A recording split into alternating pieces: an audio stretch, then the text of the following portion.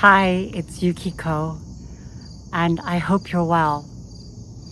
I realize that it's been a while since I have reached out with newsletter, with my videos, and I just wanted to catch you all up a little bit on this day of the full moon and the partial lunar eclipse in Pisces.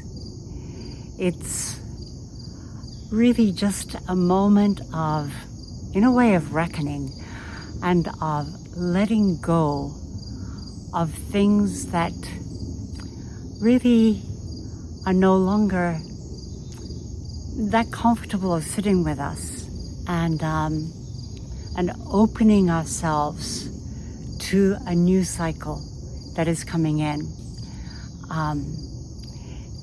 A lunar eclipse is sort of like a really big full moon. And as in full moons, when we have come to the culmination of something, it is then the moment of releasing and letting go.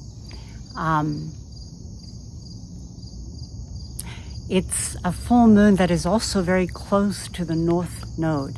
The North Node being more of the direction in which we are moving towards.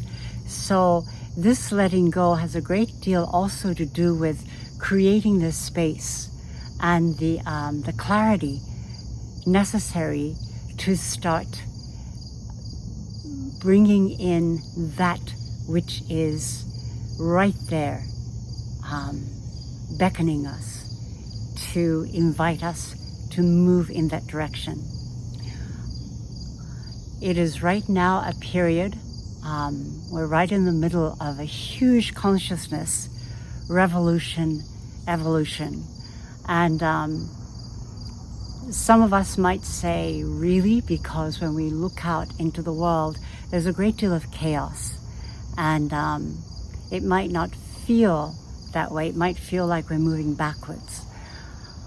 It's a time, I feel, when we really need to re-examine who we are, and to re-examine where we really would like to head towards. You know, where are you out of integrity? And how would you like to bring yourself back in alignment with your integrity, with compassion, with your authenticity, and to really start to look at how things have been, and to readjust ourselves so that we are heading in the direction that we really would like to manifest. And as below, as above, so below, as within, so without. And what we are seeing reflected in the outer world, I also feel, is like a mirror that we can turn to start to clarify and clear and clean out those things within us that really is not quite in alignment with the direction that we are moving, or that we are wanting to move towards. One of the things about Pisces is that it is an incredibly emotional sign, but it's also an incredibly spiritual sign. So you might really feel a lot of emotional turmoil, and clarifying that. What is it within your emotion that is pointing you towards conflict or towards dis-ease that you need to release and let go? And also, in terms of spirituality, how can we move more towards this connection with the divine, this connection with all life, with all that is around us, not just with ourselves and with each other, but with all beings, whether it be trees or the animals, or even the chair that you're sitting in. Everything is made of consciousness, and it's moving at different speeds, different cycles, so that some consciousness is easy for us to to connect with, and others seem very distant. But to really start to expand our awareness into recognizing and realizing what is really within us and around us, and that we are not isolated, we are interconnected with all beings. And all of these things are in me and moving within me at this time. As I share with you these last few years of journeying with my baby brother, who was struggling with his third cancer. And this one was a really, really bad one. It was pancreatic cancer. And he battled on for almost 2 years. And he really taught me so much about life, in that in the midst of all the treatments and everything, he really always was facing and opening his heart and mind towards life. He traveled extensively, as much as he could, with the physical conditions that he had. He and his partner decided to get married, and really there was something so amazing about the way he opened his heart and his mind.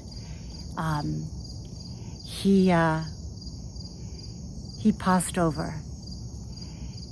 He went beyond the veil. He died just a few weeks ago, and it's been a real struggle on one level for my consciousness to catch up with the fact that he is no longer here. As I said, he was my baby brother, so I just simply fully expected him to be around throughout my lifetime. And I really, really miss him. He was an amazing, great guy. Very different. We were very, very different from each other. And at the same time, I had so much respect and love for him. And he gave me back love and respect in abundance as well. And I miss you, Jiro. So even as I am traveling through this evolutionary process of shifting into, I hope, an even wider capacity of consciousness and connection and communication and acceptance, of compassion, of courage and integrity. I also am holding this incredible mystery that is life. I feel Jiro, my brother, after he died, his soul, it feels like, just expanded. It's so huge. He's everywhere. And I didn't experience this when my father died or when my mother died. It's very different, as if I am, perhaps it's because I'm in a different space. And I also feel that he was a completely another order of being, in a way. And I'm so deeply grateful for all that he has taught me, so much, and the love, and I just want to thank him so much for having been my brother. I feel so lucky, and I'm so grateful. And thank you so much for listening, and I hope that you are also finding this moment of intense transitions and awakenings, even though difficult, to be something that really accompanies you in your growth. And that if you feel isolated or alone, that you have connections, whether it's in this world or the other world, that you can reach out to reach out to your friends, and to reach out to the cosmos, to reach out to the trees, to your neighbors, to the plants, to the insects, and really trust that your heart, your soul, your intelligence as a fully sentient being is deeply held by the entire cosmos, by the one whom, the consciousness that I call the Great Mother. Blessings to you, and I hope to see you really soon. Thank you.